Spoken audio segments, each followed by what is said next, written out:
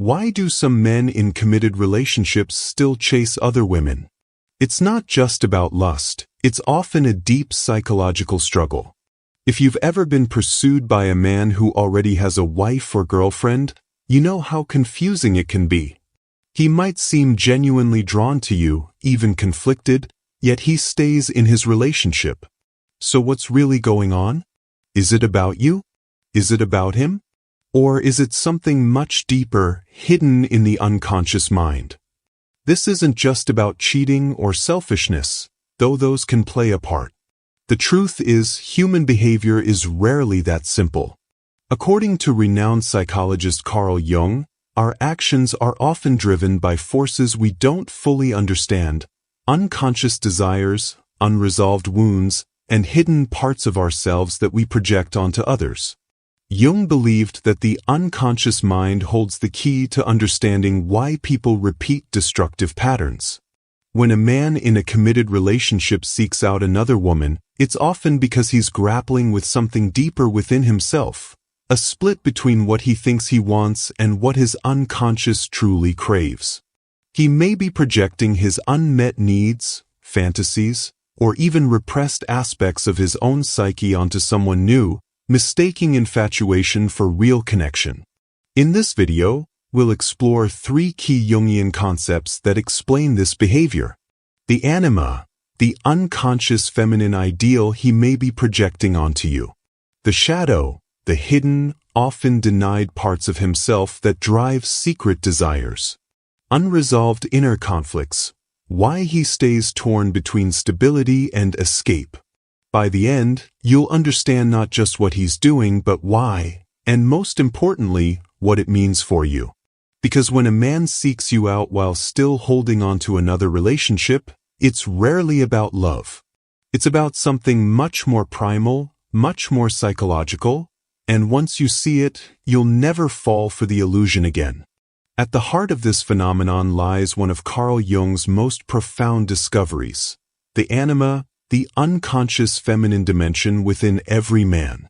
This isn't about biology or even personal preference, but something far more primal, an archetypal force shaping how a man experiences desire, connection, and even his own sense of wholeness. The anima represents all that's mysterious, alluring, and emotionally intoxicating to him, not because of who you actually are, but because of what you symbolically embody in his psyche. When a man in a committed relationship becomes fixated on another woman, he's often not seeing her clearly. Instead, he's projecting onto her the unexpressed, unintegrated parts of himself, the tenderness he suppresses to appear strong, the wildness he denies to maintain control, or the depth he's afraid to claim in his everyday life. This projection creates a dangerous illusion. The woman he pursues becomes a canvas for his unconscious longings, painted with qualities his current relationship may lack, not because his partner is deficient, but because no single human being can fulfill an archetype. The new woman seems to hold the missing piece, whether it's excitement, understanding, or a sense of destiny. But here's the painful truth: he's not truly seeing her. He's enchanted by the reflection of his own inner world, mistaking the glow of projection for genuine connection. This explains why these affairs often follow a predictable arc: intense chemistry that feels fated, followed by disillusionment when reality intrudes. The fantasy crumbles not because she changes, but because no real person can sustain the weight of being someone else's salvation. Consider the man who leaves his practical, steady wife for a free-spirited artist, only to later resent her unpredictability. Or the executive who risks his marriage for an empathetic listener, then withdraws when she needs emotional support in return. These aren't just cases of grass is greener syndrome. They're repetitions of an ancient psychological pattern. The anima, when unrecognized, operates like a siren's call, luring men toward whatever form promises completion at that moment. But without conscious work, the cycle continues. He may abandon the artist for someone grounded, or the nurturer for someone mysterious, forever chasing the illusion that the right partner will fill the void within. The tragedy, and the key to breaking the spell, lies in recognizing that this pursuit was never about love in its mature form. It was about addiction to the rush of the unknown, the thrill of the unintegrated self momentarily made flesh. Until a man confronts his own anima, until he stops seeking in others what he must find within, he'll remain trapped in this loop, confusing the mirror for the window and the dream for the woman standing in front of him. Beneath the surface of this behavior lies another powerful Jungian concept: the shadow. This is the part of the psyche that contains everything a man has been conditioned to deny: his vulnerabilities, his forbidden desires, the traits he considers unacceptable. Society teaches men to suppress emotions like fear, neediness, or tenderness to appear strong and in control. Yet these repressed aspects don't disappear. They fester in the unconscious, seeking expression in covert ways. When a man in a committed relationship seeks out another woman, he's often not just chasing excitement. He's unconsciously trying to reclaim the disowned parts of himself. The other woman becomes a vessel for his shadow, the rebellion he can't admit to, the passion he's afraid to claim, or the emotional hunger he's ashamed to acknowledge. This explains why so many men in this situation exhibit a peculiar duality. They may genuinely care for their current partner while simultaneously resenting her.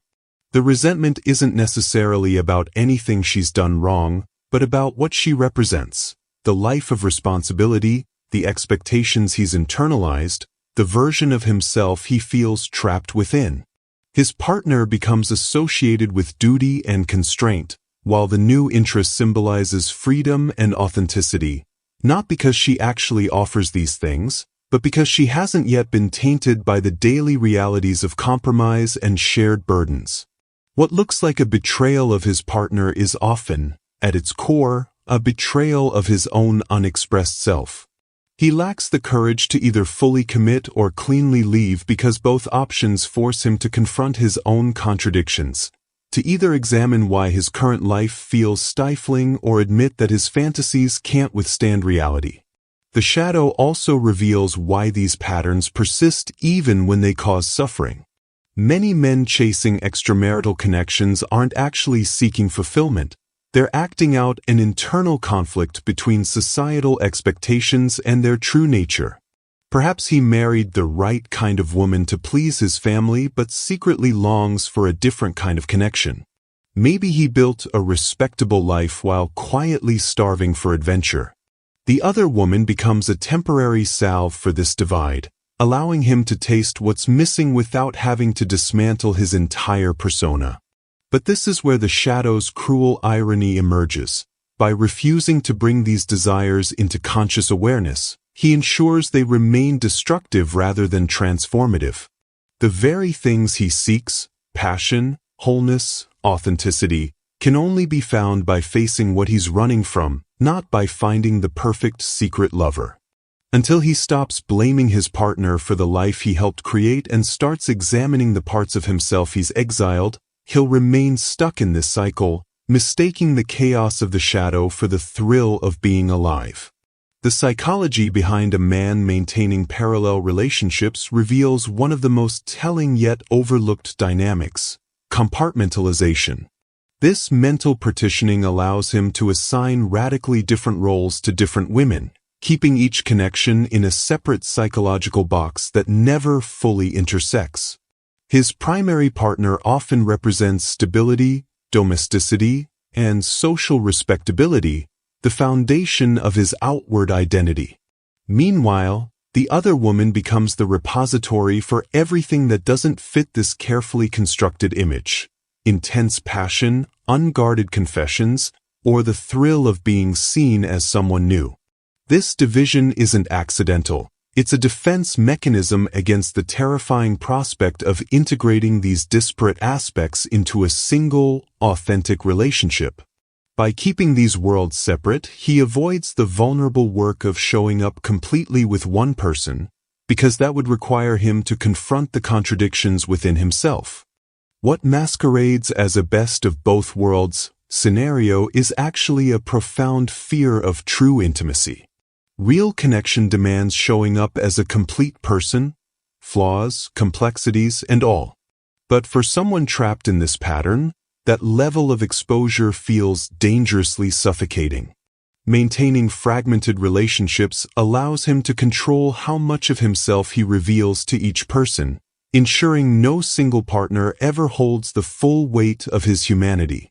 You might notice he shares vulnerabilities with you that he withholds from his primary partner, or vice versa, not because either of you is more special, but because each relationship serves as an escape from the other.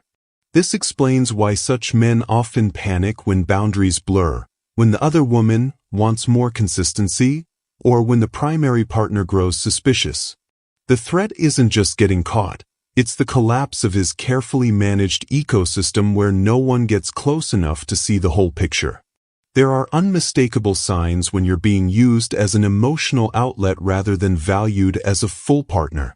Does he only reach out during moments of stress or boredom, treating you as an escape hatch from his real life? Do conversations revolve around his frustrations, with little space for your needs or struggles? Perhaps he idealizes you as his safe haven from a partner he paints as nagging or cold, a narrative that flatters your ego while obscuring his unwillingness to take responsibility for his own unhappiness. Most tellingly, does he resist any move toward greater transparency or commitment, no matter how much emotional intimacy you share? These patterns reveal the uncomfortable truth. You're not being pursued for who you are, but for what you provide, a pressure valve for emotions he can't or won't integrate into his primary relationship. The tragedy is that this very dynamic prevents the authentic connection he claims to crave, leaving everyone involved stranded in the no-man's land between fantasy and reality. At the core of this behavior pattern lies a fundamental immaturity, an inability to reconcile life's necessary tensions between freedom and responsibility, passion and stability, selfhood and commitment. This isn't about age or experience, but psychological integration.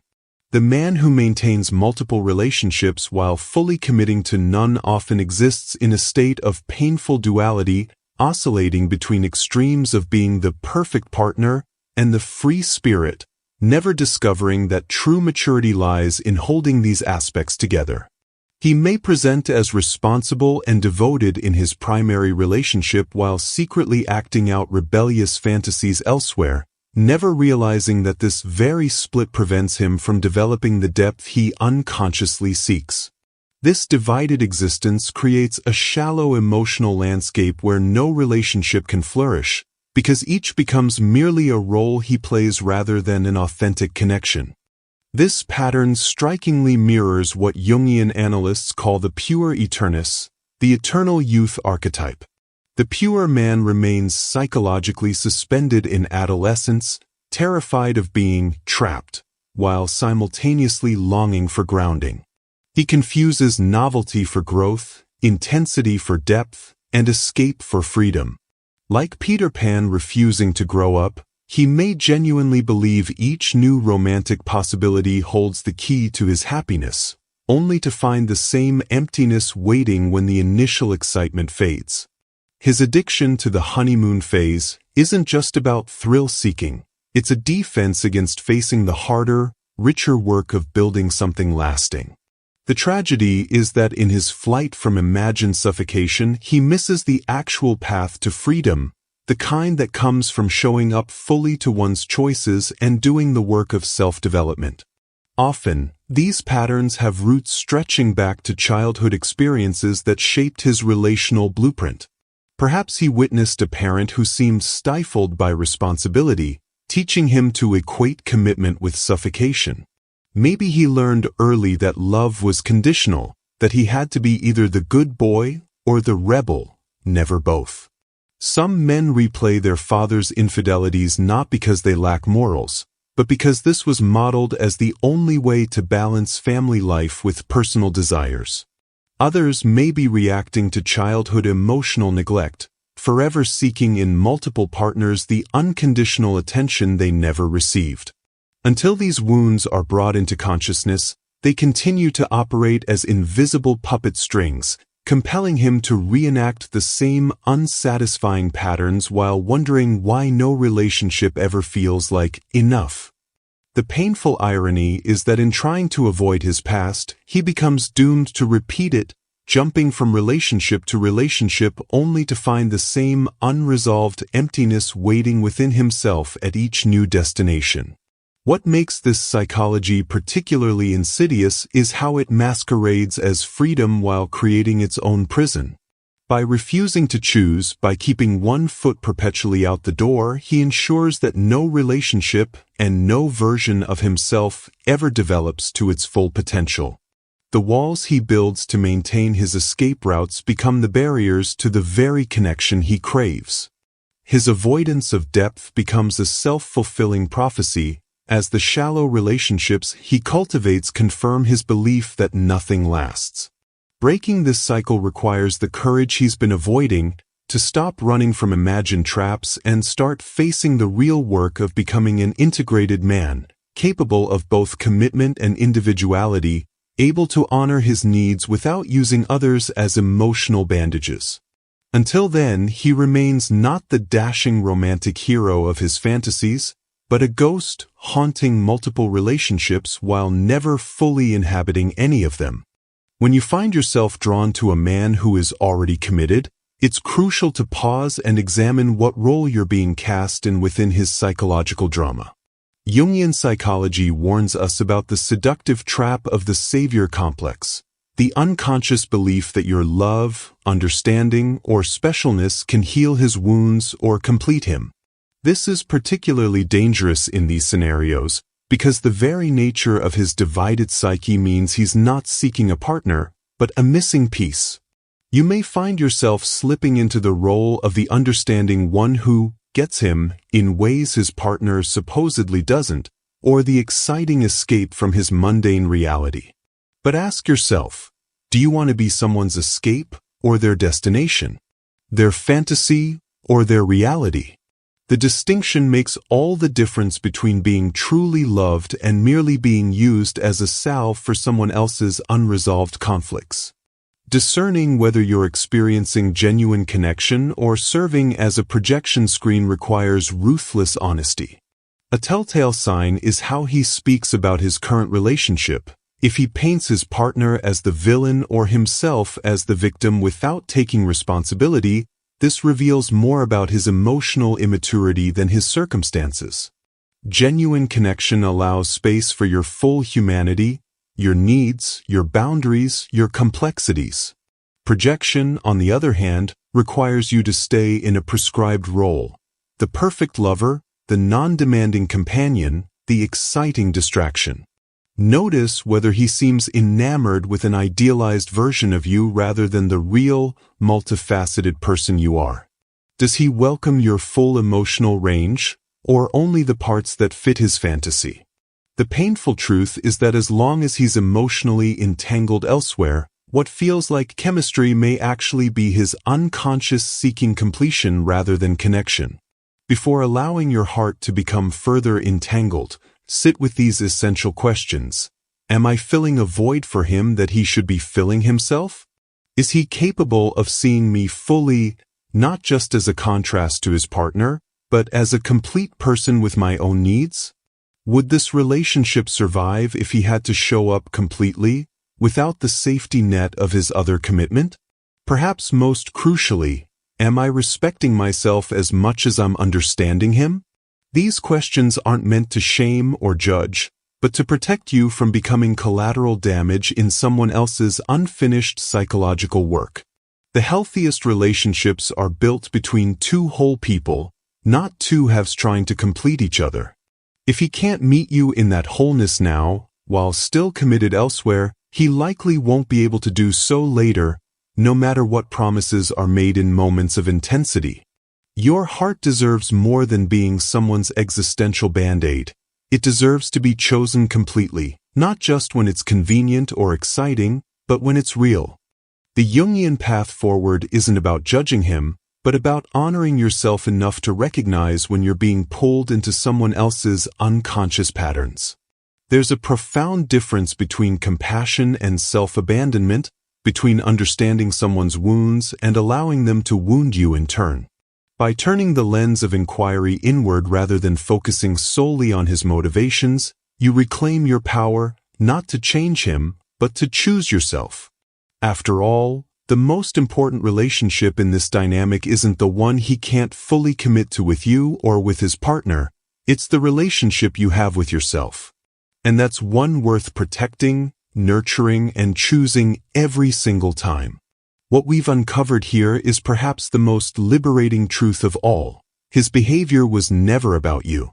The pursuit, the intensity, the push and pull, it all reflects the unclaimed territories of his inner world, not your value or desirability. A man who chases connection while clinging to commitment isn't revealing your worth. He's exposing his own fragmentation. The healthiest response isn't to internalize his confusion, but to recognize it for what it is, a sign that he still has psychological work to do, and that work isn't yours to complete for him. This is where your power lies, in redirecting your energy toward relationships that honor all of you, not just the fragments someone projects onto you. Seek men who aren't just attracted to you, but available for you, emotionally present, self-aware, and capable of choosing you without hesitation or hidden conditions. You deserve more than being someone's secret, their escape, or their existential band-aid. You deserve to be met with clarity, respect, and the courage to love you openly. If any part of this exploration resonated with you, I'd love to hear your thoughts. Have you encountered this dynamic before? What red flags did you notice, or what lessons did it teach you? Share your experiences in the comments. Your story might help someone else see their situation with new eyes. And as we close, let's carry forward these words from Jung, a reminder that true change begins with awareness. Until you make the unconscious conscious, it will direct your life and you will call it fate. Here's to choosing more than fate, to choosing intention, self-worth, and relationships that don't require you to shrink, hide, or compete for a love that should have been freely given from the start.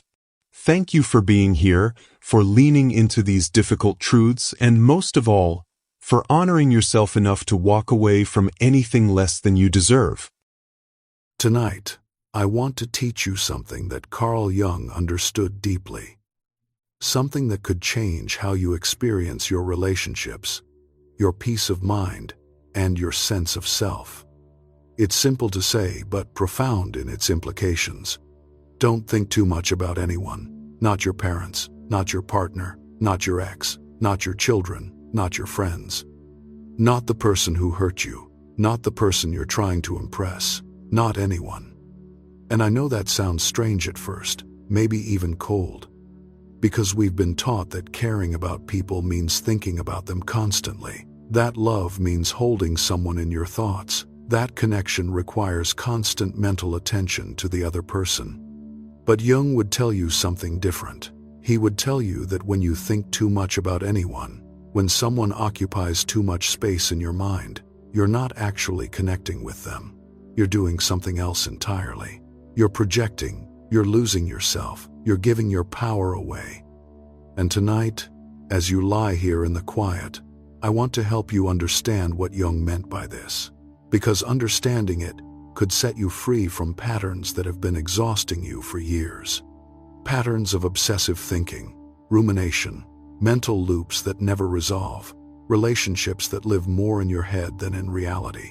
Let's start with what actually happens when you think too much about someone. When you find yourself constantly thinking about another person, constantly wondering what they think of you, constantly replaying conversations, constantly imagining future interactions, constantly trying to figure them out, you're not engaged in genuine relationship. You're engaged in something Jung called projection. Projection is when you take something from your own psyche and place it onto another person.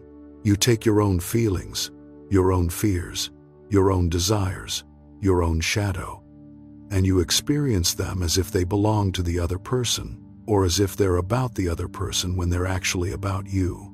So when you're lying awake at night thinking about someone, trying to understand them, trying to figure out what they meant when they said that thing, trying to decode their behavior, trying to predict what they'll do next, you're not actually thinking about them. You're thinking about your projection of them. You're thinking about the version of them that exists in your mind. The story you've created about who they are, what they want, what they think of you, what they're capable of. And that story, Jung would say, that story is more about you than it is about them. This is crucial to understand. The person in your mind is not the actual person. The person in your mind is your construction, your projection, your interpretation. And the more you think about them, the more elaborate that construction becomes, and the further you get from reality. Jung spent decades helping people understand this, that we don't actually encounter other people directly. We encounter our projections of them. We encounter the images we've created, the stories we've told ourselves, the meanings we've assigned to their words and actions.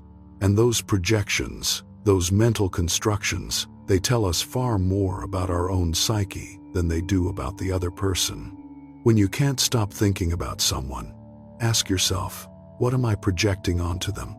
What part of myself am I seeing in them, or wanting from them, or afraid of in them?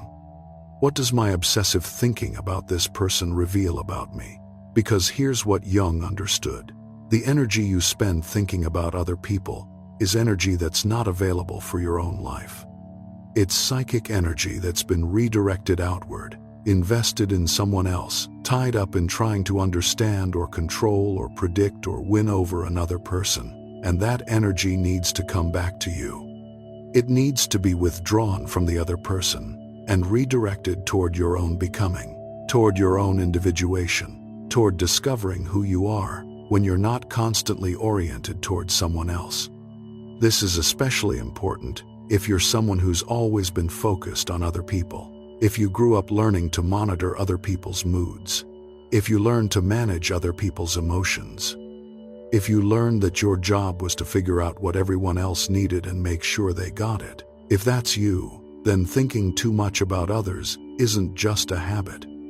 It's a survival strategy that you developed when you were young. It was how you stayed safe, how you earned love, how you maintained connection.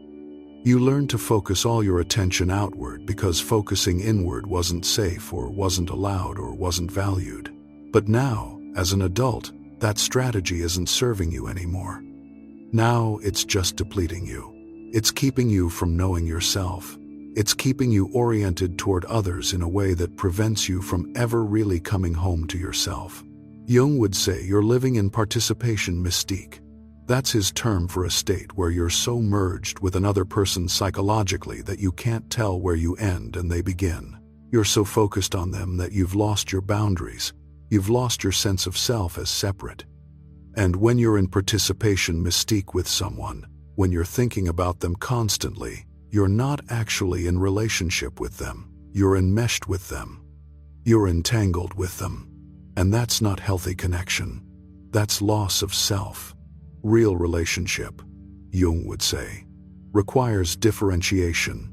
It requires that you know who you are, separate from the other person. It requires that you have your own inner life, your own center, your own sense of self that doesn't depend on what they think or how they feel or whether they approve of you. But you can't develop that differentiated self if you're constantly thinking about them. If all your mental energy is going toward them, trying to understand them, trying to predict them, trying to manage your relationship with them, you have to pull that energy back. You have to stop thinking about them so much, not because you don't care, but because caring about someone doesn't require obsessive thinking. In fact, obsessive thinking gets in the way of real caring. Real caring happens when you can see the other person clearly, without projection. When you can be present with them without needing them to be anything other than what they are. When you can love them without losing yourself in them. But that kind of relating only becomes possible when you've done the work of withdrawing your projections. When you've stopped making them the center of your mental universe.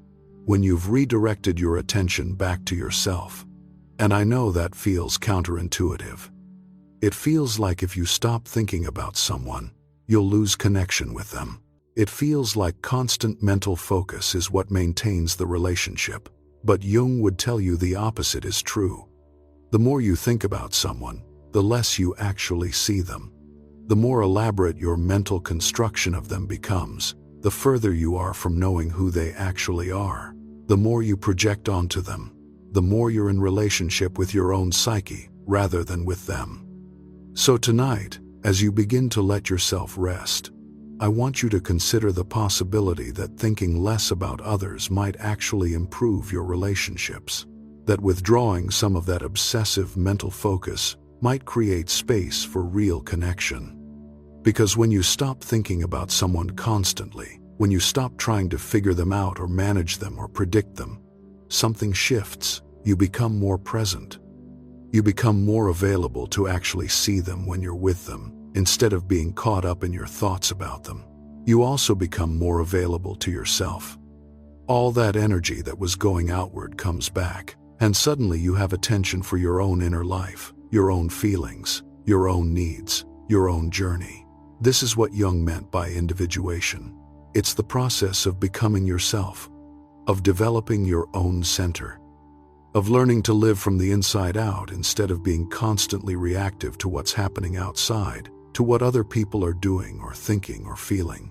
And individuation requires that you stop giving so much of your mental energy to other people.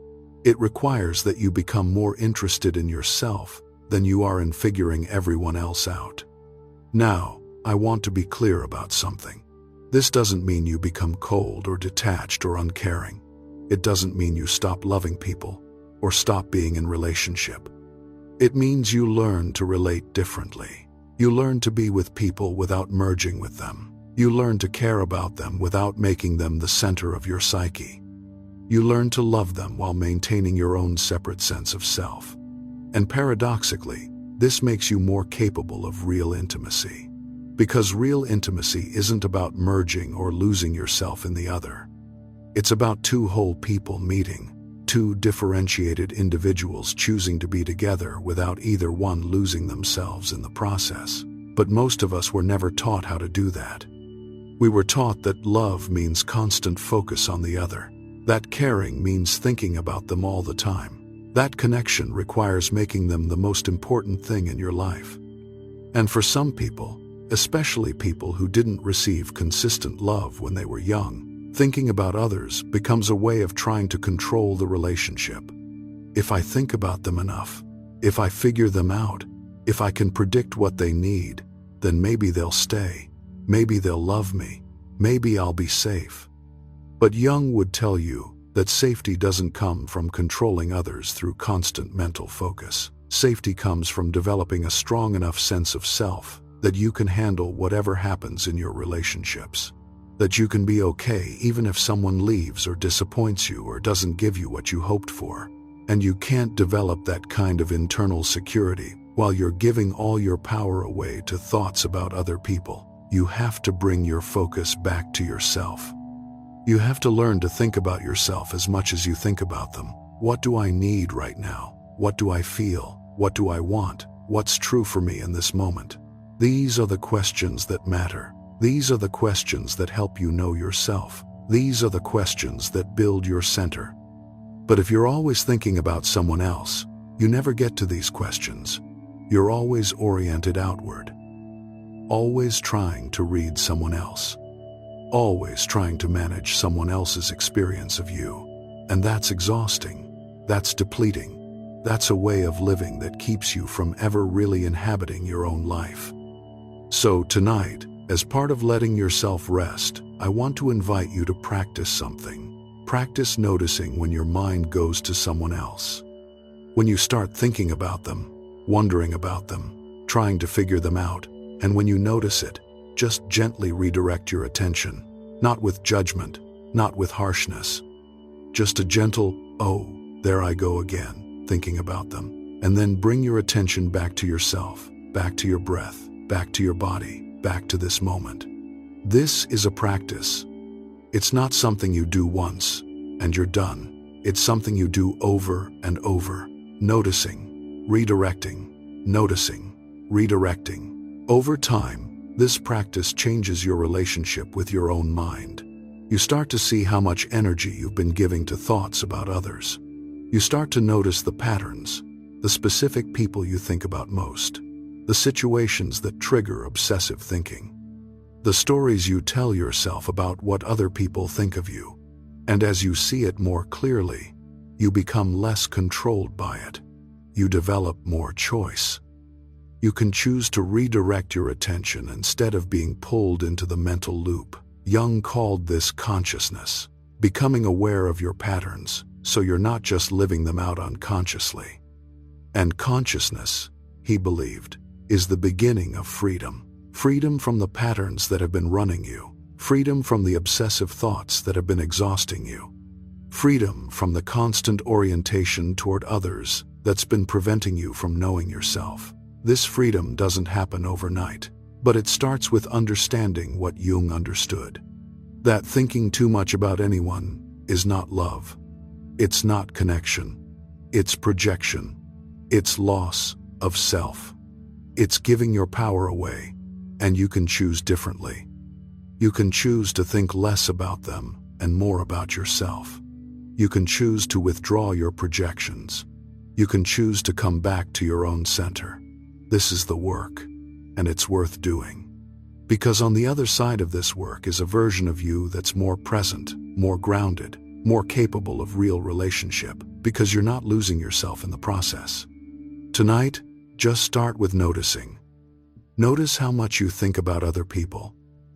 Notice the quality of those thoughts.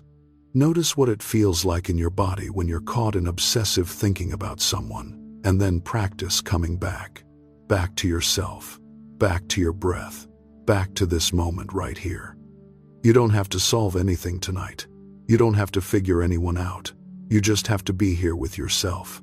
That's enough. That's the beginning. And from this beginning, everything can change. Let yourself rest now. Let your mind start to quiet.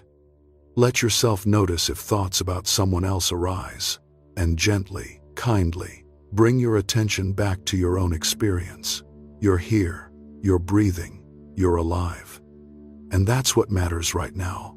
Not what they think, not what they're doing, not what they meant. Just you, just here, just now. This is where your power lives, in this moment. In your own awareness, in your own presence with yourself. Jung understood this, and now you're beginning to understand it too. Just rest, just breathe, just be with yourself for now. Everything else can wait. There's something else Jung understood about why we think too much about other people. He understood that it's often not about the other person at all. It's about what we're avoiding in ourselves. When your mind is full of thoughts about someone else, when you're constantly analyzing them, or worrying about them, or replaying interactions with them, part of what's happening is that you're using those thoughts to avoid something else, something inside you that needs attention but feels too uncomfortable to face. Maybe it's your own loneliness. Maybe it's your own fear. Maybe it's your own grief, or anger, or shame. Maybe it's the question of who you are and what you want from your life. Maybe it's the emptiness you'd feel if you stopped filling your mind with thoughts about others. Jung would say that obsessive thinking about other people is often a defense mechanism. It's a way of staying distracted from your own inner work. Because as long as you're focused on them, you don't have to focus on you. As long as you're trying to figure them out, you don't have to figure yourself out. And this is important to understand with compassion, not judgment. You're not doing this because you're weak or foolish. You're doing it because at some point, probably when you were young, you learned that focusing on yourself wasn't safe, or wasn't valued, or brought pain. Maybe when you expressed your needs, you were dismissed or punished. Maybe when you showed your feelings, you were told you were too sensitive. Maybe when you tried to assert yourself, you were made to feel selfish, so you learned to focus on others instead. You learned to make yourself useful by understanding them, managing them, accommodating them. And now, even though you're an adult, Even though the original situation is long past, the pattern persists. Your mind automatically goes to others. You automatically think about what they need, what they think, what they want, and you rarely turn that same level of attention toward yourself. Jung would say this is a splitting off from the self. The self, in his understanding, is your true nature, your authentic being, the part of you that knows what you need and want and feel. But when you're constantly focused on others, you lose contact with the self. You live from the outside in instead of from the inside out. And living from the outside in means you're always reactive. You're always responding to what others are doing or saying or thinking. You're always adjusting yourself based on them. Your mood depends on their mood. Your peace depends on their approval. Your sense of worth depends on how they treat you. This is an unstable way to live. Because you can't control other people. You can think about them constantly. You can try to understand them perfectly. You can attempt to predict their every move. And still, they're going to do what they do. They're going to be who they are. And you're going to be left trying to manage something that was never yours to manage. Jung would ask you to consider what would happen if you stopped. If you stopped trying to figure them out. If you stopped obsessing over what they meant, or what they think, or what they're going to do next. What would be left? For many people, the answer is uncomfortable. What would be left is the self you've been avoiding, the feelings you've been running from, the questions you've been afraid to ask, the emptiness, or the grief, or the anger, or the loneliness that thinking about others has been covering up, and that's hard. That's why the pattern is so persistent, because facing yourself, facing your own inner reality, without the distraction of obsessive thoughts about others, that takes courage. It requires you to be with discomfort. It requires you to feel what you've been avoiding. But Jung believed this is the only path to real freedom. You can't be free while you're giving your power away to thoughts about other people. You can only be free when you're willing to turn toward yourself, to be with yourself, to face what's actually there inside you. And what's there isn't as scary as you think. What's there is just you, your feelings, your needs, your desires, your fears, your humanity, all the parts of yourself that you've been taught to keep hidden or manage or suppress.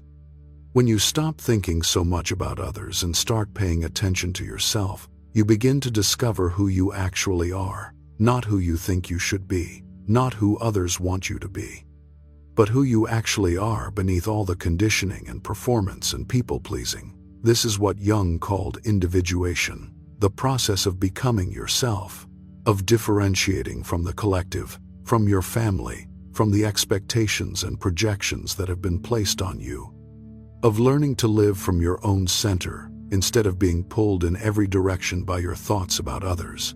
And individuation requires that you stop outsourcing your attention, that you stop making other people more interesting or more important than yourself, that you bring your curiosity, your care, your mental energy back to your own inner life. Now, I want to be clear about something.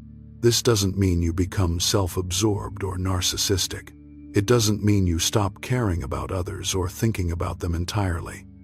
It means you develop balance. You give yourself as much attention as you give others. You think about your own needs as much as you think about theirs. For many people, especially people who've spent their whole lives focused on others, this feels revolutionary. And it also feels selfish.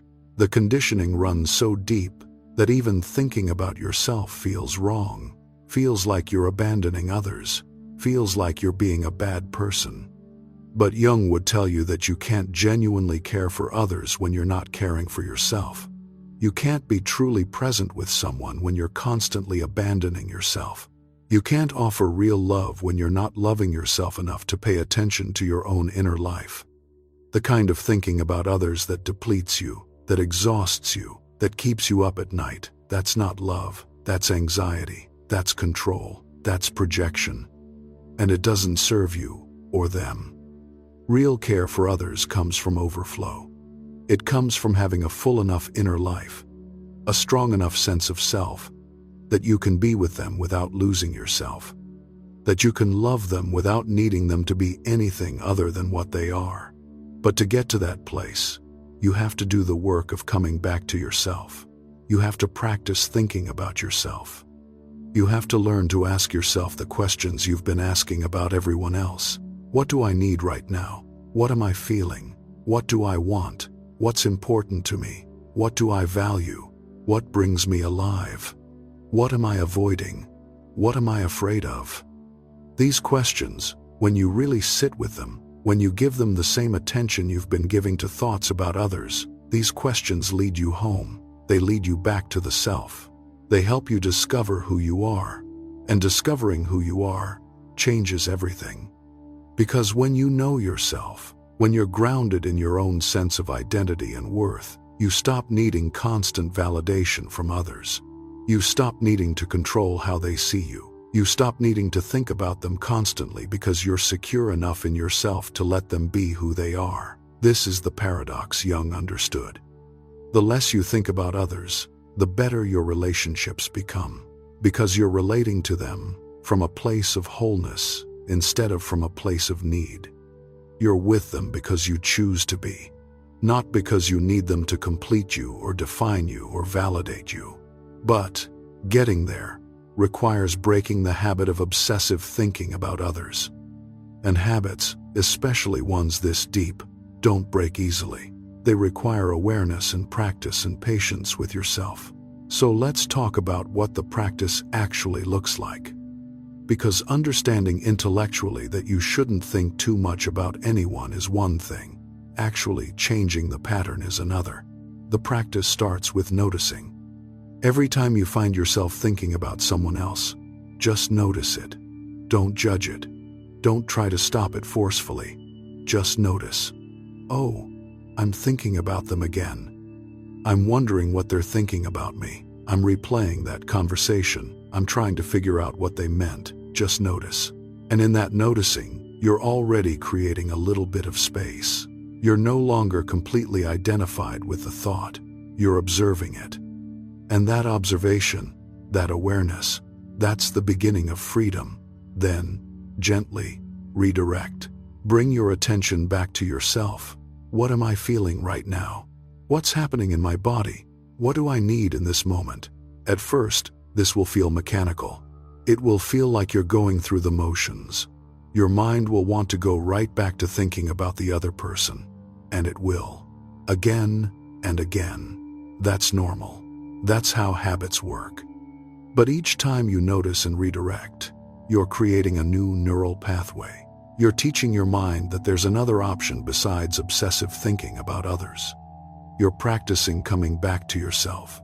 Over time, with repetition, this gets easier. The noticing happens faster. The redirecting becomes more natural. You start to catch yourself earlier in the cycle of obsessive thinking. And sometimes, you don't even go down that path at all, because you've become more aware of the choice. Jung would also say that it helps to understand what the obsessive thinking is trying to do for you. What need is it meeting? What purpose is it serving? For some people, thinking about others is a way of feeling connected. If they're in your thoughts, you feel less alone. For others, it's a way of feeling in control. If you can figure them out, predict them, understand them perfectly, maybe you can control the outcome. For others still, thinking about someone is a way of avoiding grief. As long as you're thinking about them, imagining conversations with them, holding on to hope about them, you don't have to face the reality that the relationship is over or that they're not capable of what you need. Whatever the obsessive thinking is doing for you, there's probably a legitimate need underneath it. A need for connection, or control, or comfort, or hope, and that need deserves attention. But thinking obsessively about someone else isn't actually meeting that need. It's just creating the illusion that the need is being met. Real connection comes from being present with people, not from thinking about them when they're not there. Real control comes from managing your own reactions and choices, not from trying to control others through mental focus. Real comfort comes from being with yourself compassionately, not from filling your mind with someone else. So part of the practice is learning to meet your own needs directly, instead of trying to meet them through obsessive thinking about others. If you're lonely, reach out. If you need connection, be present with someone. If you need comfort, comfort yourself. If you need control, focus on what's actually in your control, which is your own thoughts and actions, not theirs. This is hard work. It requires you to face the reality of your situation instead of living in the fantasy that constant thinking about someone creates.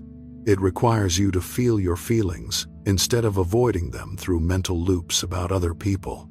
But Jung believed this kind of honesty, this kind of direct engagement with reality, is what allows the psyche to heal and grow. You can't heal in fantasy. You can't grow while you're avoiding yourself. You have to be willing to be real, to be present, to face what's actually there. And what's actually there, when you stop thinking so much about others and turn toward yourself, is usually a mix of things. Some beautiful, some painful, some confusing, some clear. But all of it is yours. All of it is real. All of it deserves your attention. Your joy deserves your attention. Your grief deserves your attention. Your anger deserves your attention. Your longing deserves your attention. Not their approval, not their validation, not their understanding. Yours. You are the one who needs to see yourself. You are the one who needs to validate your experience. You are the one who needs to be present with your own life. And you can't do that while you're giving all your mental energy to someone else. You have to bring it back. You have to reclaim your attention. You have to choose yourself. This is what Jung meant when he talked about the relationship with the self being the most important relationship. Not because you should be selfish or isolated, but because if you don't have a relationship with yourself, if you don't know yourself, if you're not present with yourself, you can't really be present with anyone else. You'll just be projecting. You'll just be thinking about them constantly. You'll just be giving your power away while wondering why you feel so exhausted and empty. So tonight, as you continue to rest, I want you to practice being with yourself. Notice when your mind wants to go to someone else, and gently, kindly, bring it back to you. Back to your breath. Back to your body. Back to what you're feeling right now. It's okay if this feels uncomfortable at first. It's okay if you don't know what you feel. It's okay if being with yourself brings up sadness or loneliness or fear. Those feelings are allowed. They're part of being human, and they need your compassion, not your avoidance. The practice is just to be here, to be present with yourself, to stop thinking about them and start feeling yourself. Your own aliveness, your own existence, your own worth that doesn't depend on what they think or do. You matter.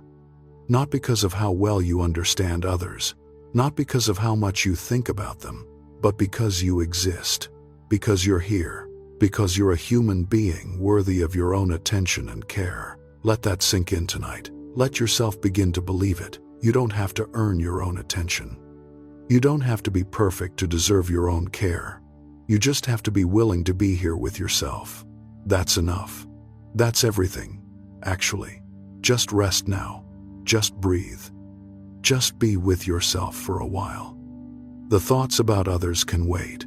Tonight, you're here with you. And that's exactly where you need to be.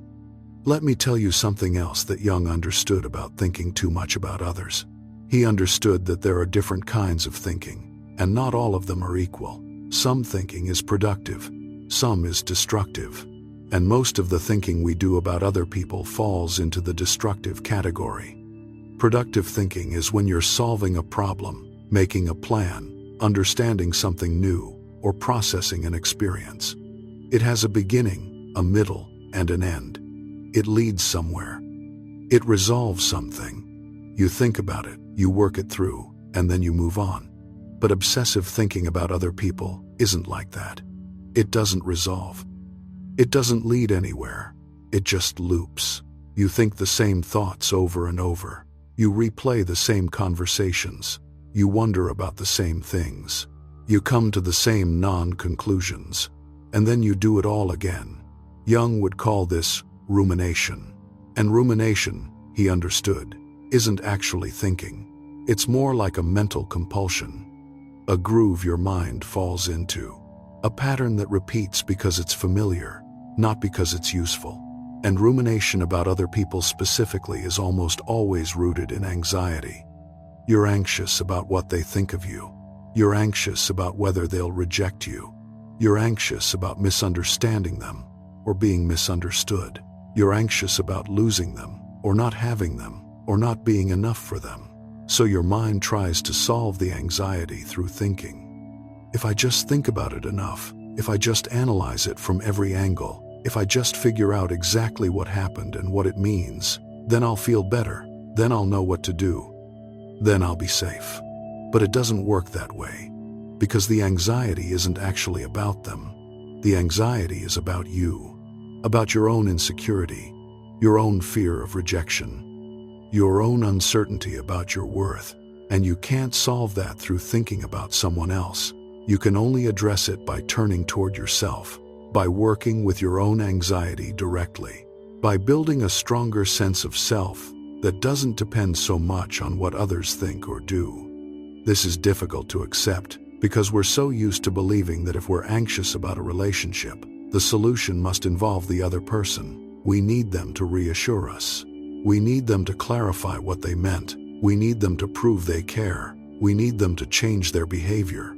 But Jung would say that needing all that from them is part of the problem. It means you're giving them power over your internal state. It means you can't be okay unless they do or say the right thing. And that's an impossible situation, because you can't control them. You can only control yourself. So the work isn't to think more about them. The work is to develop enough internal security that you don't need constant reassurance, that you can tolerate uncertainty, that you can be with your anxiety without needing to make it go away through obsessive thinking. And developing that internal security starts with recognizing when you're ruminating versus when you're actually thinking productively. Start noticing the quality of your thoughts about others. Are these thoughts going anywhere? Are they helping me understand something new? Are they leading to a decision or an action? Or am I just repeating the same loop I've been in for days or weeks or months? If it's the latter, if you recognize you're ruminating, then the most helpful thing you can do is stop, not by forcing the thoughts away, but by gently redirecting your attention to something else, to your breath, to your body, to the present moment, to something you can actually control. Jung believed that the psyche has a natural wisdom. If you stop feeding the rumination, if you stop engaging with the obsessive thoughts, eventually they lose their power. They quiet down. They release their grip. Not immediately, but over time. But if you keep engaging with them, if you keep following every thought about the other person down the rabbit hole, you're reinforcing the pattern. You're training your mind that this is what we do. We think about them. We worry about them. We try to figure them out, and the pattern gets stronger. Breaking that pattern requires discipline. Not harsh discipline, but gentle, consistent redirection. Over and over. Every time you catch yourself ruminating, you bring your attention back to yourself, back to now, back to what's actually in front of you. And here's something important that Jung understood. When you stop thinking so much about others, you create space in your mind, space in your psyche, space in your life. And that space, initially, might feel uncomfortable. It might even feel empty or boring or lonely, because you've been filling that space with thoughts about others for so long, maybe for your whole life. And now, there's just space, just quiet, just you with yourself. And if you're not used to that, it can be unsettling. But Jung would tell you not to fill that space too quickly, not to immediately find someone else to think about or some other distraction to occupy your mind. Instead, let the space be there. Sit with it. Be curious about it. See what emerges when you're not constantly filling your mind with thoughts about other people. What emerges is often surprising. Creative ideas you didn't have time for before. Feelings you've been avoiding. Clarity about what you actually want. Energy you didn't know you had. A sense of yourself that was buried under all the mental noise about others. This space, this emptiness that comes when you stop obsessing about other people, this is actually fertile ground. Jung would call it the void. And the void, in his understanding, isn't empty in a bad way. It's empty in a full of possibility way. It's the place from which something new can emerge. But you have to be willing to be with it, to not immediately rush to fill it, to trust that the discomfort of the space is temporary and that something valuable lives on the other side of it. For many people, this is the hardest part, sitting with the emptiness, being with themselves, without the distraction of obsessive thoughts about others. It brings up all the feelings that the obsessive thinking was helping them avoid. The loneliness, the fear, the grief, the anger, the shame. All of it comes up when you stop using thoughts about others as a buffer, and that's painful. But it's also necessary, because those feelings need to be felt. They need attention. They need to move through you, instead of being held at bay by constant mental loops about someone else. Jung believed that unfelt feelings create symptoms. They create anxiety. They create obsessive thoughts. They create patterns that keep you stuck. But when you're willing to feel them, when you're willing to be with them instead of avoiding them, they gradually release their hold on you. So part of not thinking too much about others is being willing to feel more, to feel your own feelings, instead of staying in your head trying to figure out theirs. To be present with your own experience, instead of constantly projecting onto someone else. This is vulnerable work. It's tender work. It requires you to be with yourself in ways you might not be used to. But Jung would say, this is the work that actually heals. This is the work that actually sets you free. Now, let's talk about something practical.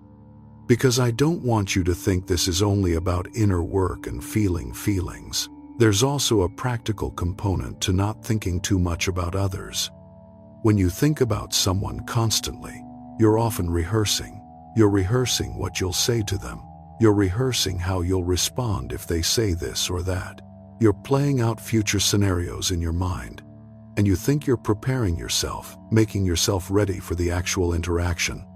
But Jung would tell you that all this rehearsal actually makes you less present when you're actually with the person, because you're not listening to what they're actually saying. You're listening for the thing you rehearsed a response to. You're not seeing who they actually are in this moment. You're seeing the version of them you've been imagining. So all that thinking about them, all that mental preparation, it doesn't help. It actually gets in the way of real connection, because real connection happens in the present moment. It happens when you're both present, both authentic, both responding to what's actually happening rather than to what you imagined would happen. This means that thinking less about someone might actually improve your interactions with them.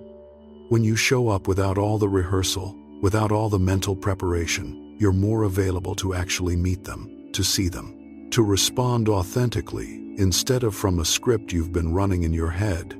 This is counterintuitive.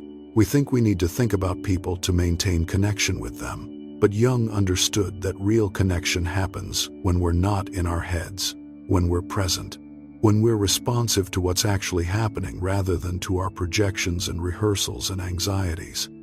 So part of not thinking too much about others is trusting yourself to be present when you're actually with them. Trusting that you don't need to have everything figured out in advance. Trusting that you can respond in the moment to whatever actually happens. And building that trust requires experience. It requires practicing showing up without the mental preparation, without the rehearsal, without having spent hours thinking about them beforehand, and discovering that it's actually okay, that you can handle whatever happens, that you're more capable in the moment than you thought you were. This is scary at first, because we use all that thinking as a security blanket. We think it makes us safe. But Jung would say it's a false sense of security. Real security comes from trusting yourself, from knowing you can handle things as they arise, from being grounded in yourself regardless of what others do or say. And you can't build that trust while you're giving all your power away to thoughts about other people. You have to practice coming back to yourself. Practice trusting yourself. Practice being present without the mental preparation.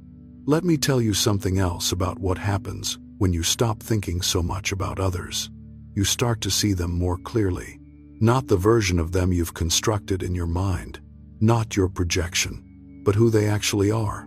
Because when you're not constantly thinking about someone, when you're not constantly analyzing them or trying to figure them out, you become more available to simply observe, to notice, to see what's actually there instead of what you're looking for or afraid of or hoping for.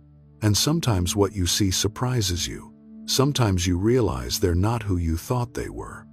Sometimes you realize the relationship isn't what you thought it was. Sometimes you realize you've been in love with or afraid of, or trying to please a version of them that only existed in your mind. This can be disorienting, but it's also liberating, because it means you can start relating to the actual person instead of to your projection of them. And relating to the actual person, whoever they are, is more honest, more real, more grounded in truth, even if the truth is that they're not capable of what you need. Even if the truth is that the relationship isn't healthy. Even if the truth is that you need to let go. At least you're working with reality instead of with fantasy. Jung spent a lot of time helping people distinguish between their projections and reality. He understood how much suffering comes from being in relationship with our projections instead of with actual people. And he knew that withdrawing projections, seeing clearly, is one of the most difficult and most important parts of psychological work. When you stop thinking so much about someone, you're beginning to withdraw your projections. You're beginning to see more clearly, and that clarity, even when it's uncomfortable, is valuable. Because you can't make good decisions based on projections. You can only make good decisions based on reality. So tonight, as you continue to rest, I want you to consider what might become clear if you stopped thinking so much about the people in your life. What would you see if you weren't looking through the lens of your projections and anxieties and hopes? Maybe you'd see that they're doing the best they can with what they have. Maybe you'd see that they're not capable of what you need.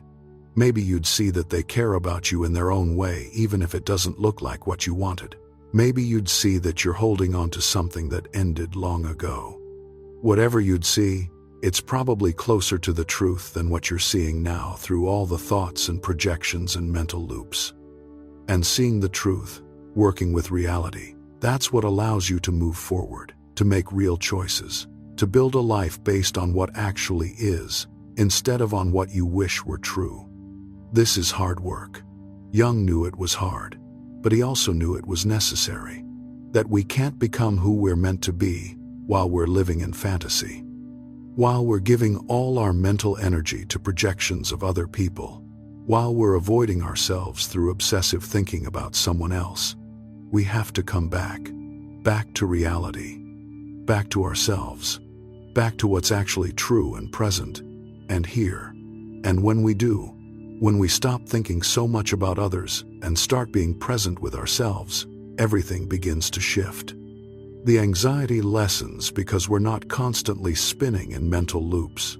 The relationships improve because we're more present and less needy.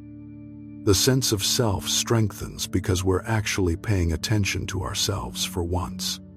And gradually, we discover that we don't need to think about others constantly to stay connected, that we don't need to figure them out perfectly to be okay, that we can let them be who they are, and we can be who we are. And there can be connection without the enmeshment and the obsessive thinking. This is what Jung meant by differentiation. Two separate people, each with their own inner life, each capable of being with themselves, choosing to be in relationship not because they need each other to feel complete, but because they enjoy each other's company, because they value each other, because the relationship enhances their lives without consuming them. That's the kind of relating that becomes possible when you stop thinking too much about anyone, when you bring your attention back to yourself, when you develop your own center, your own ground, your own sense of who you are independent of what others think or do. Tonight, you're practicing that. You're practicing being with yourself, letting thoughts about others arise and then letting them go, not engaging with them, not following them down the rabbit hole, just noticing them and returning to yourself. Keep practicing, keep redirecting, keep coming back to the breath, to the body, to this moment, to yourself. You're learning something important.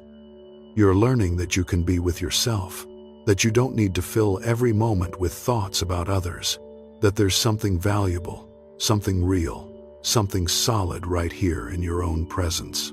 That's what Jung wanted you to discover, the treasure that's been waiting all along beneath the constant thinking about others, the self, your true nature, the part of you that's whole and always has been. It's here. It's been here all along. You just have to stop thinking about them long enough to notice it. Let yourself rest now. Let yourself be here. Let yourself stop figuring everyone else out and just be with the mystery of your own existence. That's enough for tonight. That's everything, actually. Just rest. Just breathe. Just be. There's something Jung said that might seem harsh at first, but it holds profound truth. He said that most of what we call love is actually a demand for the other person to complete us, to fill our emptiness, to make us feel whole. And when we're thinking about someone constantly, obsessively, we're usually engaged in that demand. We're not thinking about them because we love them in a mature, differentiated way. We're thinking about them because we need something from them. We need them to validate us. We need them to prove we're worthy. We need them to fill a void inside us that we don't know how to fill ourselves. And this, Jung would say, this isn't love, it's dependence. It's projection. It's the psyche seeking wholeness outside itself, instead of doing the work to become whole from within. Real love, mature love, the kind of love Jung believed was possible after you've done the work of individuation. Real love doesn't require constant thinking about the other person. It doesn't require obsessive focus. It doesn't require figuring them out or controlling them or merging with them. Real love is spacious. It allows the other person to be who they are. It doesn't need them to be anything other than what they are. It can hold them lightly instead of gripping them tightly. And it can do this because it comes from a place of inner fullness rather than inner emptiness. But most of us weren't taught this kind of love. We were taught that love means constant attention. That love means making someone the center of your universe. That love means thinking about them all the time. That if you're not obsessed, you must not really care. So we learn to equate obsession with love. We learn to measure how much we love someone by how much mental space they occupy. And we end up exhausted, depleted, anxious, because we're trying to maintain this level of focus that isn't sustainable and isn't actually love. Jung would invite you to question this equation, to ask yourself, is thinking about someone constantly really love? Or is it need? Is it fear? Is it an attempt to control something you can't control? Is it a way of avoiding your own work? These are difficult questions, because if you've spent your whole life believing that your obsessive thinking about others is evidence of how much you care, letting go of that can feel like letting go of love itself. Like if you stop thinking about them so much, you'll stop caring. You'll become cold or indifferent or disconnected. But Jung understood that the opposite is true. When you stop thinking about someone obsessively, when you withdraw your need for them to complete you, when you develop your own sense of wholeness, you become more capable of real love, of seeing them, of appreciating them, of being with them without needing them to be different. This is paradoxical. You have to let go to truly connect. You have to stop needing them so much in order to love them well. You have to fill yourself up so you can relate to them from overflow instead of from emptiness. And filling yourself up doesn't mean becoming perfect or enlightened or having all your issues resolved. It means being present with yourself. It means knowing yourself.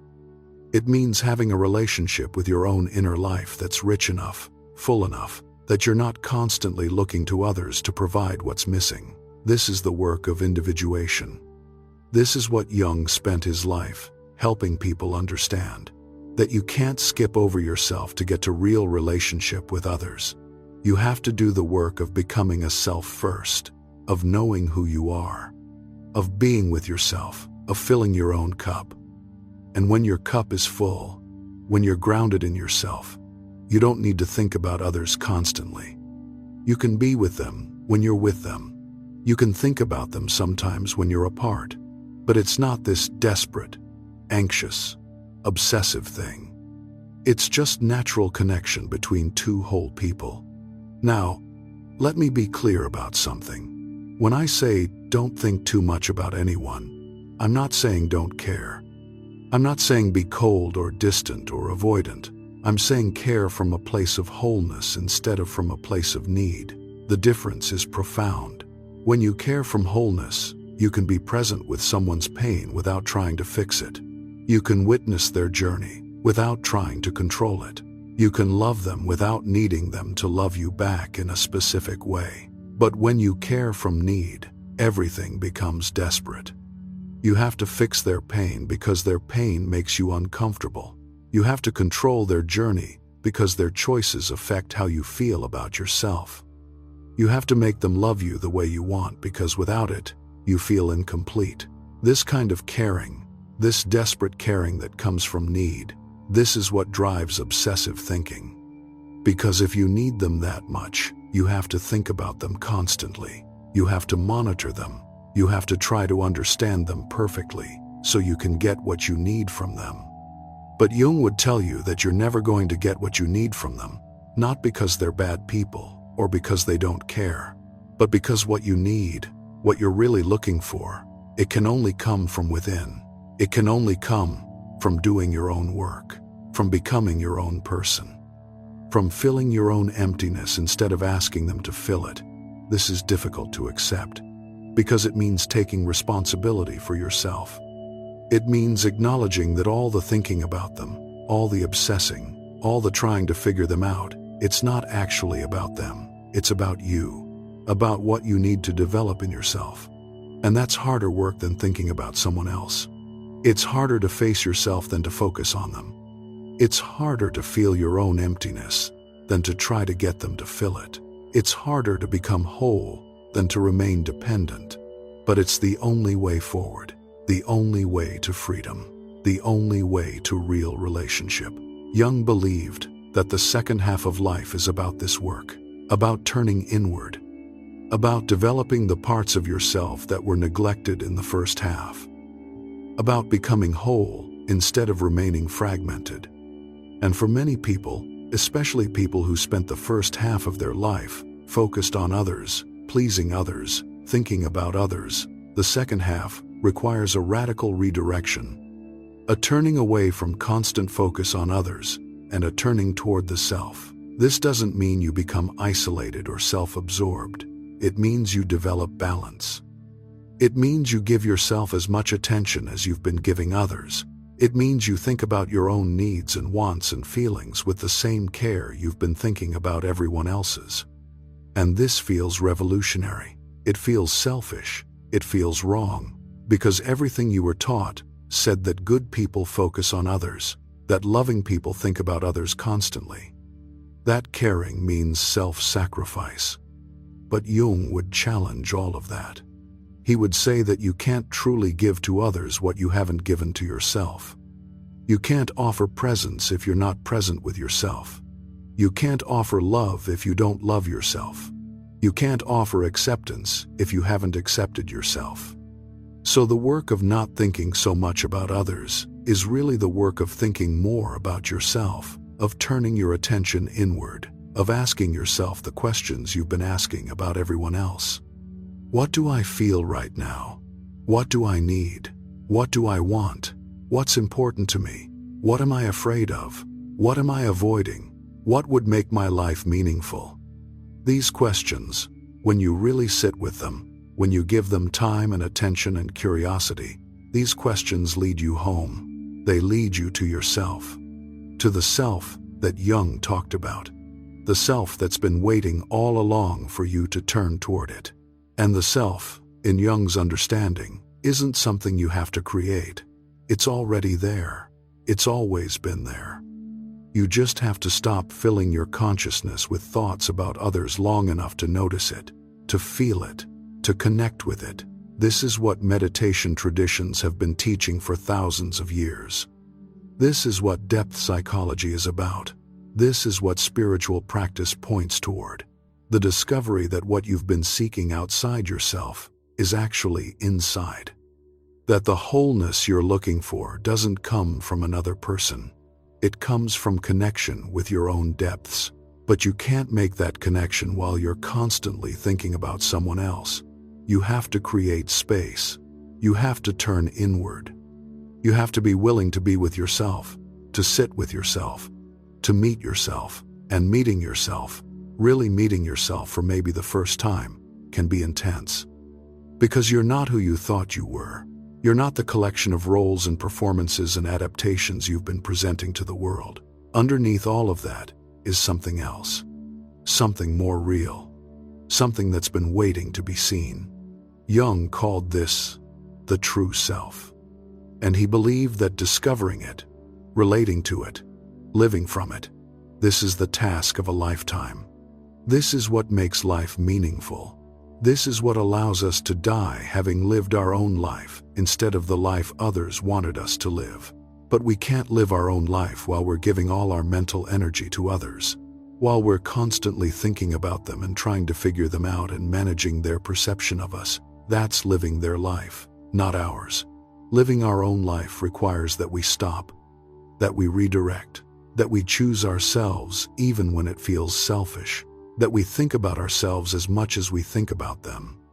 And when we do, when we finally give ourselves that attention, that care, that focus, something begins to shift. We start to feel more solid, more grounded, more capable of being in relationship without losing ourselves. We also start to see which relationships are actually healthy and which ones only worked because we were giving everything and asking for nothing. Which people can handle us being a whole person, and which ones need us to stay small and focused on them. This can be painful, because some relationships don't survive your individuation. Some people don't want you to stop thinking about them constantly. They want you to remain focused on them, managing them, accommodating them. And when you withdraw that focus, when you start paying attention to yourself, they might leave, or get angry, or try to pull you back into the old pattern. Jung understood this.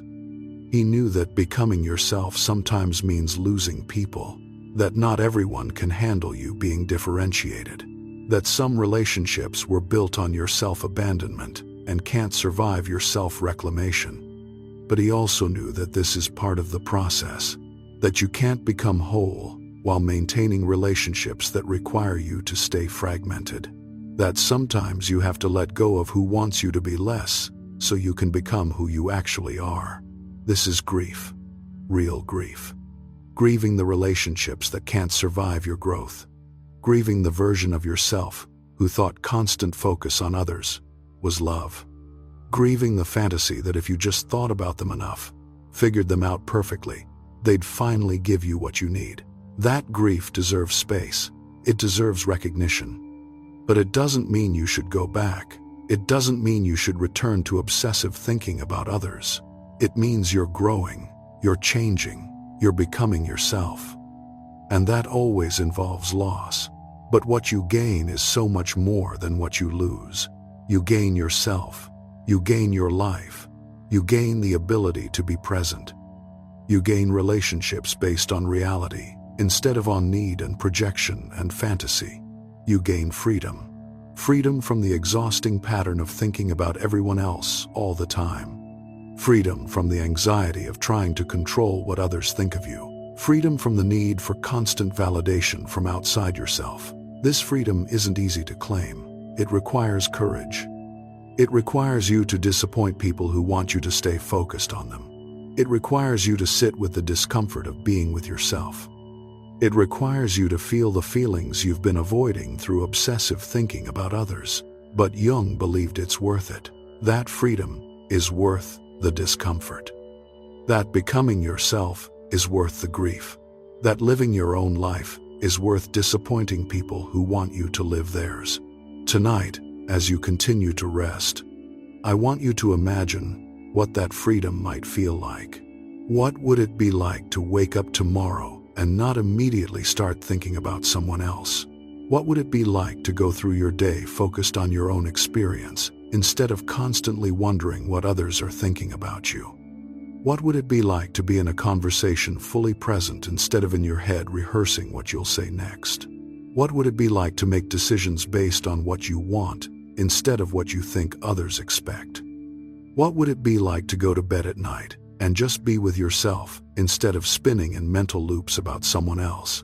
That's the freedom Jung is pointing toward.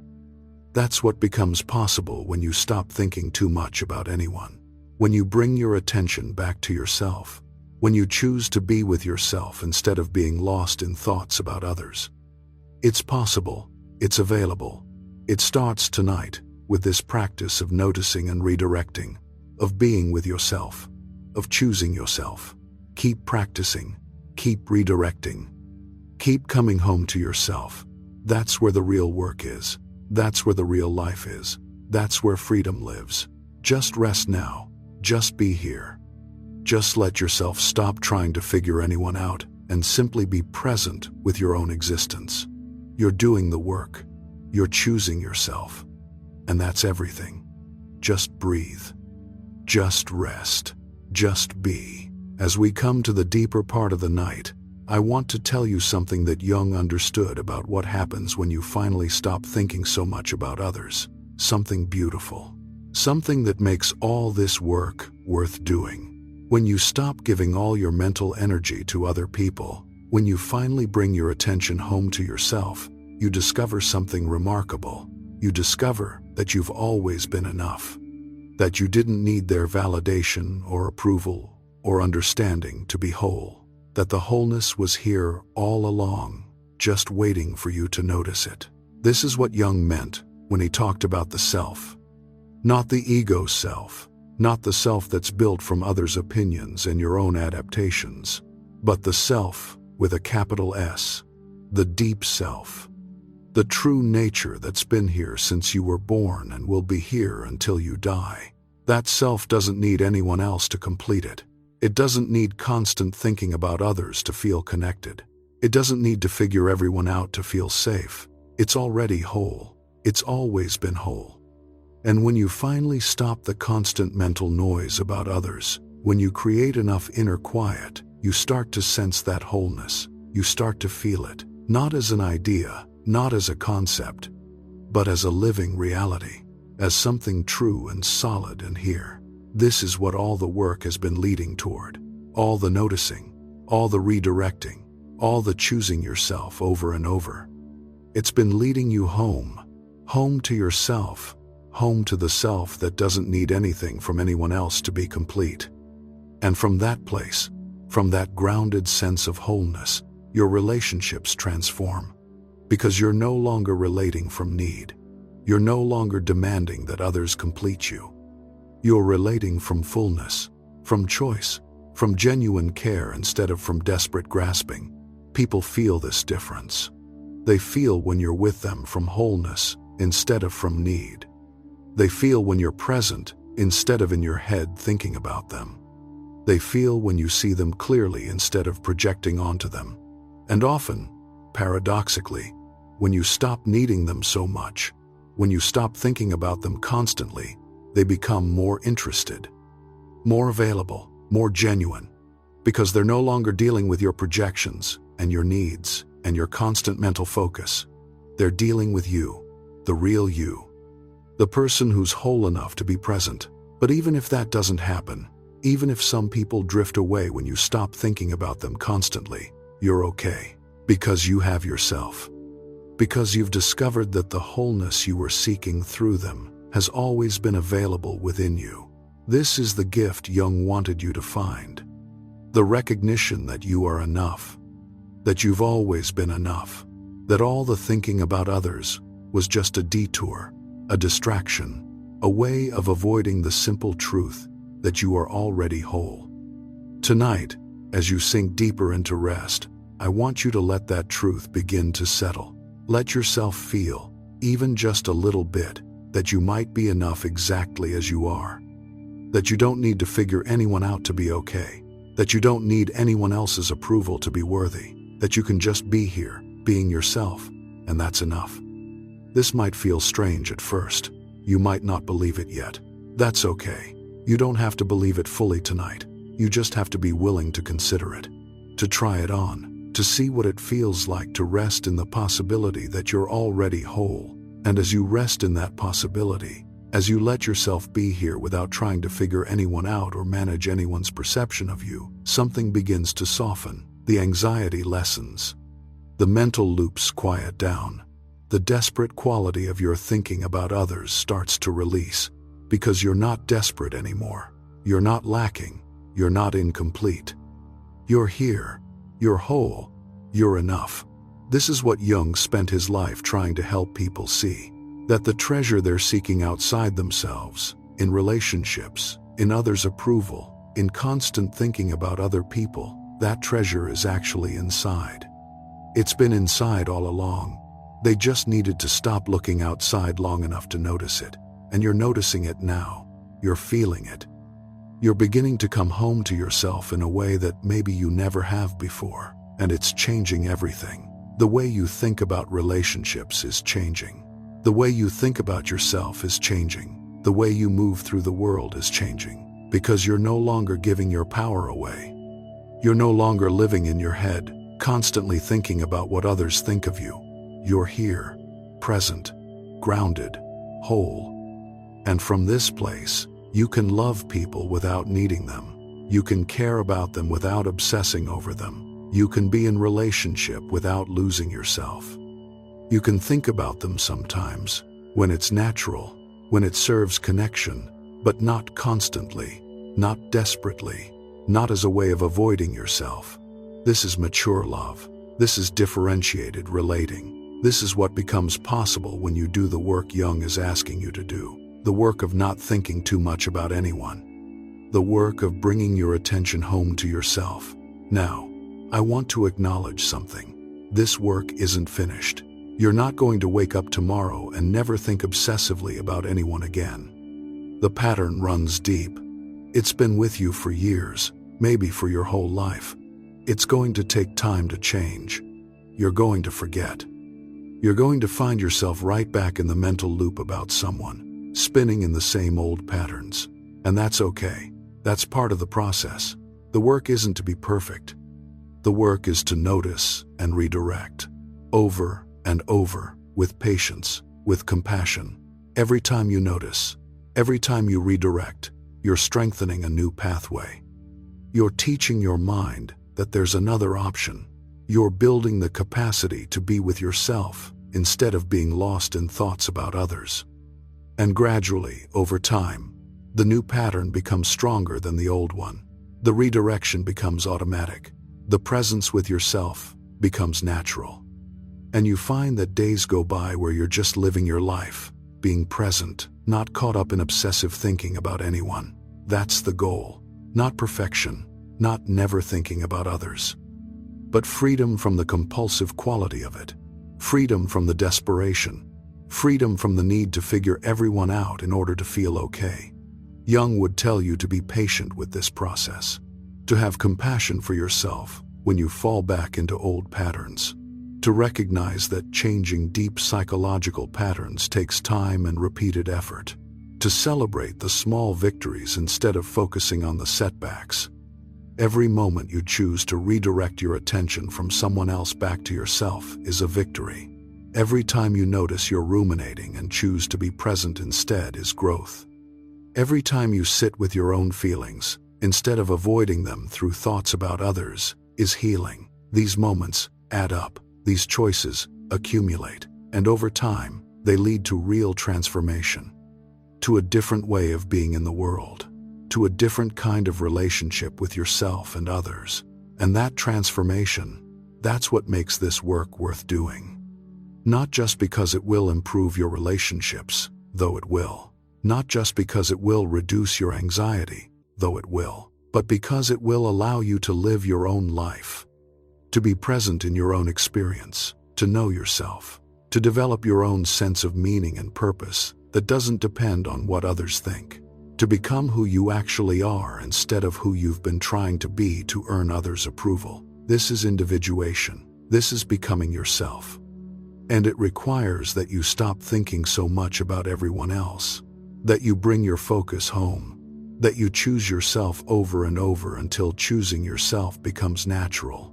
Tonight is part of that process. This practice of resting with yourself, of letting thoughts about others arise and letting them go, of redirecting your attention back to your own breath, your own body, your own presence. You're doing it. You're choosing yourself. And every time you do, you're building the life Jung believed was possible for you. A life lived from the inside out. A life grounded in your own wholeness. A life free from the exhausting pattern of constant mental focus on others. As you drift deeper into sleep now, I want you to know that this work continues even when you're not conscious. Your psyche is integrating what you've learned. It's creating new patterns. It's moving toward wholeness in ways you can't see or control. Jung believed the unconscious is wise. That it knows what you need. That it's always working toward your healing and growth, even when you're asleep. So trust the process. Trust that this work you're doing is taking root.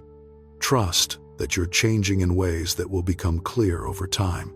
And when you wake up tomorrow, you might notice something different. Maybe you wake up thinking about yourself instead of immediately thinking about someone else. Maybe you feel a little more grounded, a little more present. Maybe the obsessive thoughts about others have a little less grip. Or maybe everything feels the same and you wonder if any of this is working. That's okay too. Change doesn't always announce itself. Sometimes it's happening beneath the surface, quietly, steadily, and you only notice it when you look back weeks or months from now and realize you're different than you were. So be patient. Keep practicing. Keep noticing and redirecting. Keep choosing yourself. Trust that you're moving in the right direction, even when you can't see the progress. And remember what Jung understood. That you're not trying to become someone you're not. You're not trying to create wholeness where there is none. You're simply remembering what's always been true. That you're already whole. That you're already enough. That you don't need to think about anyone constantly to be complete. The work is just removing the obstacles to seeing that truth. The obstacles of conditioning and habit, and the belief that wholeness comes from outside yourself. As you remove those obstacles, as you stop giving all your mental energy to others, the truth of your wholeness naturally emerges. It's been here all along. You've just been too busy thinking about everyone else to notice it. But you're noticing now. You're coming home to yourself, and that's everything. So let yourself rest deeply tonight. Let yourself release the need to figure anyone out. Let yourself stop trying to control what others think.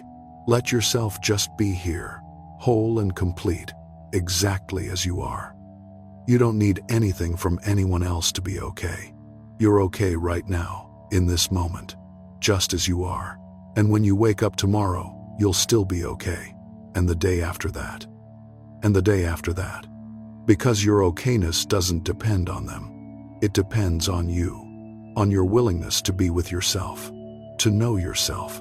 To choose yourself. And you're doing that. You're doing it right now. And it's changing everything. Jung would see what you're doing.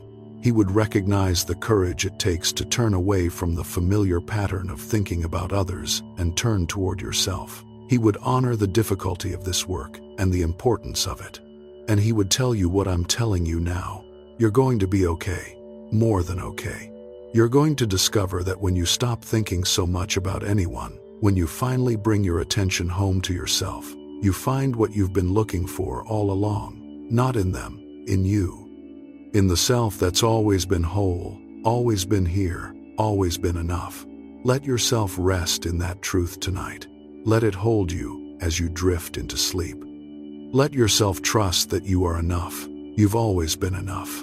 And you don't need to think about anyone constantly to prove it or maintain it or earn it. You're enough. Right now. Just as you are, just being here, just breathing, just existing. That's the truth Jung spent his life helping people see. And now, you're seeing it too. Just rest now. Just let go. Just be. Everything else will take care of itself. You don't have to think about anyone tonight. You can just be here with yourself. And that's not lonely. That's not empty. That's coming home. Sleep well. Sleep deeply. Sleep knowing that you're whole. If this helped you tonight, if you're beginning to see that thinking less about others might give you back to yourself, share your experience in the comments below. Not for me, for others who need to know this is possible. And if you'd like more meditations on Jung's wisdom, on becoming yourself, on living from wholeness instead of from need, consider subscribing for weekly teachings that help you come home to yourself. But for now, just rest, just sleep, just be. You're exactly where you need to be. You're enough. You've always been enough. Sleep well.